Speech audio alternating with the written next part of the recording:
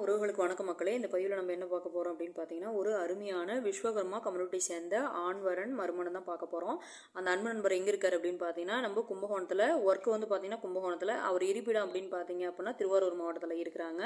அதே மாதிரி பார்த்தீங்க அப்படின்னா இவர் வந்து ஏற்கனவே வந்து கல்யாணம் ஆயிடுச்சுங்க. கல்யாணம் ஆகி பார்த்தீங்கன்னா ஒய்ஃப் தவறிட்டாங்க. அவங்களுக்கு வந்து ஒரு 10 வயசில் ஒரு ஆண் குழந்தை, அழகான ஒரு ஆண் குழந்தை இருக்காங்க.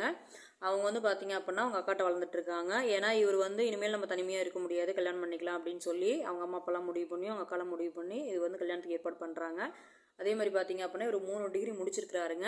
அந்த கும்பகோணத்தில் வந்து ஒரு அருமையான பிரபலமான ஒரு மருத்துவமனையில் இதய சம்மந்தப்பட்ட செக்ஷனில் இருக்கிறாரு. இவருக்கு மாத சம்பளம் அப்படின்னு பார்த்தீங்கன்னா 30,000ங்க. இவங்க கூட பிறந்தது பார்த்தீங்க அப்படின்னா 2 அக்காங்க, 2 பேத்துக்குமே கல்யாணம் ஆயிடுச்சு. இவர் ஆண் வாரிசு ஒன்று தாங்க. பையன் பார்த்தீங்க அப்படின்னா 1, பெண் பிள்ளைகள் வந்து 2 பேத்துக்குமே கல்யாணம் ஆயிடுச்சு. அதே மாதிரி அம்மா அப்பாலாம் இருக்கிறாங்க. சொத்து பார்த்தீங்க அப்படின்னா 1 ஏக்கரா வந்து வயல் இருக்குதுங்க. சொந்த மாடு வீடு இருக்குதுங்க. இவர் ராசி அப்படின்னு பார்த்தீங்கன்னா துலா ராசிங்க.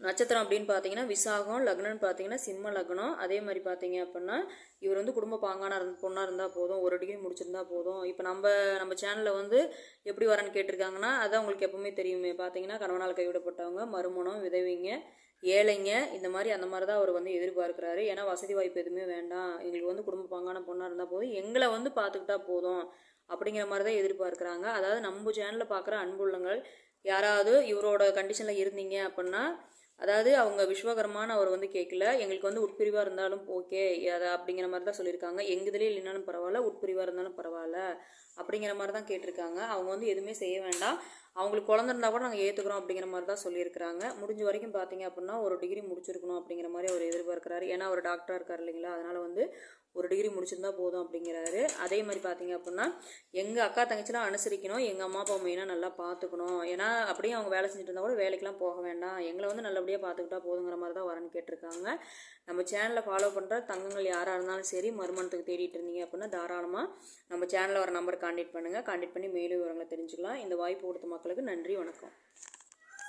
உறவுகளுக்கு வணக்கம் மக்களே. இந்த பதிவில் நம்ம என்ன பார்க்க போகிறோம் அப்படின்னு பார்த்தீங்கன்னா, ஒரு அருமையான விஸ்வகர்மா கம்யூனிட்டி சேர்ந்த ஆண்வரன் மறுமணம் தான் பார்க்க போகிறோம்.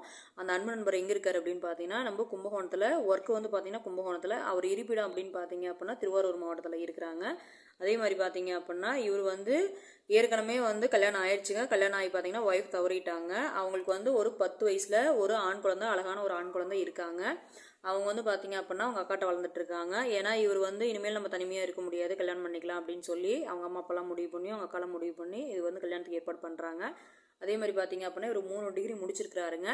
அந்த கும்பகோணத்தில் வந்து ஒரு அருமையான பிரபலமான